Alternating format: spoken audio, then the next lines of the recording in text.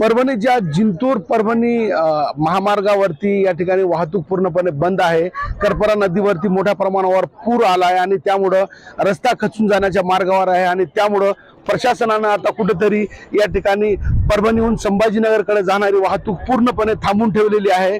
मोठ्या प्रमाणावर पाणी आहे हे पुरावरून वाहून जात आहे आणि त्यामुळे एकूणच स्थिती अतिशय भयावह झालेली आहे आणि त्यामुळे लहाने वाहने सोडून इतर सगळे वाहन या ठिकाणी या रस्त्यावरून जाण्यासाठी प्रशासनाने सध्या थांबवलेली आहे। मोठ्या प्रमाणावर करपरा नदीला या ठिकाणी पूर आलाय।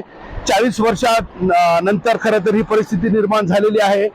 या नदीवर मोठ्या प्रमाणावर पाणी वाहून जात असल्यानं काळजी घेण्यासाठी प्रशासनाने दोन्ही साईडच्या वाहतूक हे पूर्णपणे थांबवून ठेवलेली आहे।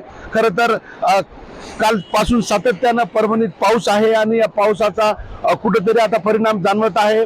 मोठ्या प्रमाणावर या नदीला पूर आलेला आहे आणि त्याचाच भाग म्हणून दोन्ही ठिकाणी परभणी आणि संभाजीनगरकडे जाणारा वाहतूक पूर्णपणे प्रशासनाने ठप्प केलेला आहे। भयावह स्थिती या ठिकाणी निर्माण झालेली आहे।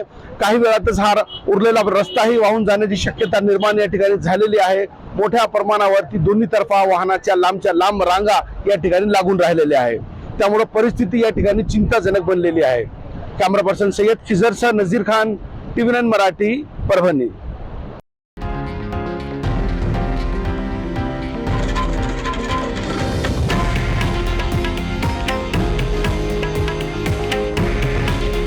हे आहे देशातील नंबर 1 न्यूज नेटवर्क आणि आपण पाहत आहात TV9 मराठी। काळजी तुमची, हित महाराष्ट्राचं।